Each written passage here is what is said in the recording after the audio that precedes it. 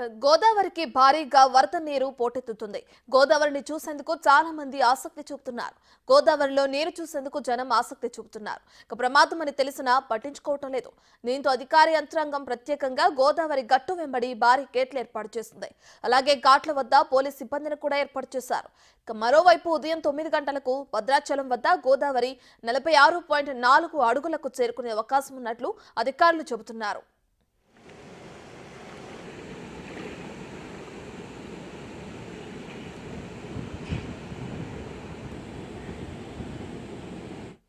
రాజమండ్రి పుష్కర ఘాట్ వద్ద పరిస్థితిని మా ప్రతినిధి రాజేష్ అందిస్తారు.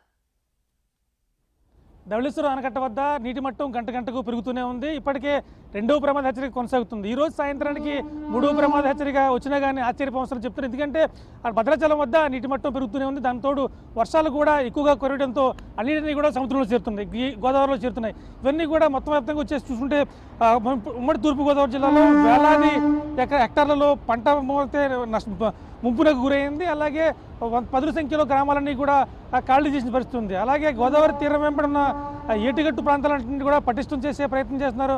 ముఖ్యంగా గోదావరి చూసేందుకు వచ్చే వాళ్ళని మాత్రం ఎప్పటికప్పుడు నియంత్రిస్తూనే ఉన్నారు.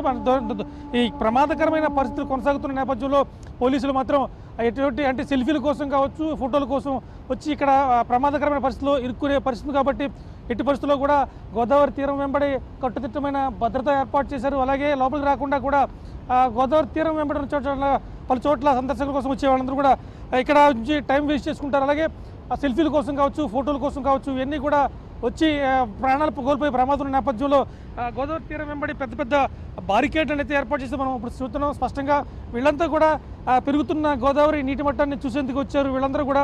అయితే వీళ్ళందరినీ కూడా దగ్గర దాకా రానివ్వకుండా ఎక్కడికక్కడ అడ్డుకునే ప్రయత్నం చేస్తున్నారు. అంటే కొంతమంది యువత అయితే మాత్రం దగ్గరికి వెళ్ళి సెల్ఫీలు తీసుకునే ప్రయత్నం చేస్తుంది. ఈ నేపథ్యంలోనే ఒకవేళ బారికేడ్లు ఏర్పాటు చేసినప్పటికీ కూడా కొంతమంది దూకి వస్తున్నారు. పోలీసులు కూడా ఎట్టి పరిస్థితుల్లో కూడా ఇటువైపు రావద్దు అంటే ఇక్కడ ప్రమాదకరమైన పరిస్థితులు ఉన్నాయి. గోదావరి తీరం వెంబడి అలాగే పుష్కర్ ఘాట్లు కావచ్చు, సుమారుగా 25 ఘాట్లు ఉన్నాయి.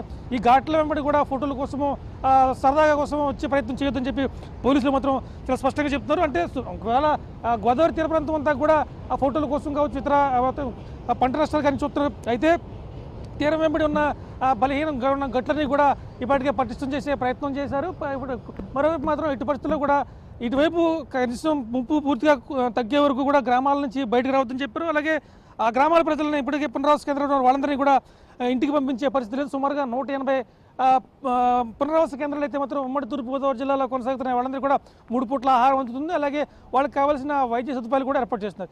ఏది ఏమైనా కానీ ప్రస్తుతానికి వరద ప్రభావం వర్షం లేకపోయినప్పటికీ వరద ప్రభావం ఇంకా కొనసాగే అవకాశం ఉంది.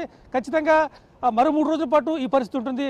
అయినప్పటికీ కూడా ముంపు గ్రామాల బాధితులను కూడా ఆందోళన చెందాల్సిన అవసరం లేదు. మరీ అవసరమైతే కనుక దగ్గరలో ఉన్న పునరావాస కేంద్రాలకు తరలిస్తాం, మీకు కావాల్సిన అన్ని రకాల సదుపాయాలు అందుబాటులో ఉంటామని చెప్పి అధికార యంత్రాంగం స్పష్టంగా చెప్తుంది. కెమెరామెన్ రవిశంకర్తో రాజేష్, బిగ్ టీవీ, రాజమండ్రి నుంచి.